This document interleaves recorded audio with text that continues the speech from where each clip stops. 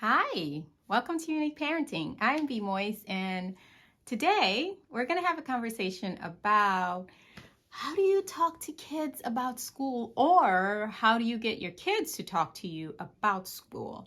Now, I get this question from parents a lot, and it's basically when the child is not doing well, right? And they want to be able to have a conversation about, hey, what's going on with math or science or English or PE, whatever it may be. And usually the reason parents want to know about how school is going, it's because academically it's not going very well, or something's happening, or a child is getting in trouble, or the child is getting in trouble, or it's not good, right? It's not because parents just want to see how the child's social life is going on at school. And kids are not receptive to that. They're not receptive to being drilled about school, and they don't want it, because if they're not doing well, they know that, right? They're very aware that something's going wrong because teachers are saying it, administration might be saying it, you're saying it, the tutor might be saying it, grandparents may be saying it, friends might be saying it. Basically, the whole, team or whomever is involved, in that child's life knows about it. And they may not want to bring additional attention to it. So when you ask a kid, hey, how's it going and how's school's going, and they're like, fine, it's probably because they don't want to engage in conversation that's going to end up badly. Like, they don't want to have a conversation with you that will end up in an argument. So they avoid it by being as short and concise as possible. So if you want to engage and have a more productive conversation with children about school, focus on the other aspects of what's going on to school, like focus on lunch, right? Focus on a project that they're doing in a particular class that builds over time. Focus on the relationships that they have while at school. Focus on their emotional state about going and coming back. Like, hey, when you're at school, how do you feel? Are you relaxed? Are you stressed? How's it going?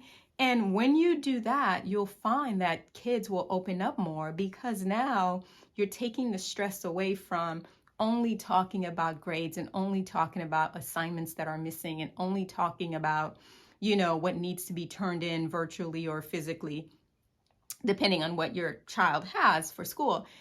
It brings a focus to the child as a whole person and not individual pieces. And then the individual pieces is basically, you're not doing well in math, so we're only going to talk about what assignments are missing in math, what's going on in math, how do we get you a tutor to improve math, where the child is going to be turned off to that. But it's because they're stressed out about it, and you're bringing additional stress to them by just focusing on one aspect. So a big thing is really focusing on how do you connect, right? How do you get to a conversation on connecting as opposed to a conversation about correcting? Because if you can connect and talk about their emotional state, their morning, the night that they had, if they slept well, if they didn't sleep well, if they're concerned about something that's coming up in 2 weeks, just really focus on the child as a whole. So when they get home and, they're in the car or they get off the bus or whatever it is, you can say, hey, how's that project going in science? Did you guys discover blah, blah, blah yet? Or, how's that social studies project going? That way, it's more of a conversation and not, did you turn in the science work? Did you turn in the math work? Did you remember to do blah, blah, blah, blah? Because naturally, in conversation, while you're talking about that project that may have been occurring for maybe a week or two in science, they can say, oh man, yeah, I forgot, I have to also do this thing. And yeah, while we're talking about that, yeah. I like to do this thing called a recap of the day with my kids. And basically, I kind of go from beginning to end, where it's like, hey, after, I don't do drop off. I do not do drop off. It's way too early for me. But daddy will do drop off. But I basically say, hey, after daddy dropped you off, what happened? He's like, well, I walked. I'm like, I know, but how was your walk? Was it cold? And usually that just starts a conversation about, yeah, it was really cold this morning and I forgot my sweater.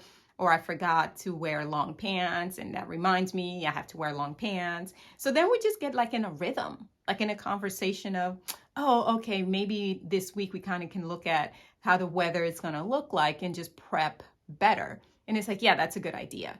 So we're not even talking about school yet. Like, we're not in school. We're literally talking about the walk from the car into the school building. So if you start that way, it may be more beneficial. Now, your child may just say, I walked and then I got inside. I don't know, but give it a go. Give it a try. Just see how recalling their day, because then it may elicit a particular thing that they forgot. Like, oh, right. And then in homeroom, we were supposed to do this and I forgot, and like now I have to do it. So you never know. So really focus more on the connection piece of just the whole day and not just bits and pieces of the day. So that's the way you can have a productive conversation with your children or your child about school. And that way it's more informative and less, I don't know, right? So in the meantime, I want you all to enjoy your unique parenting journey with your unique child.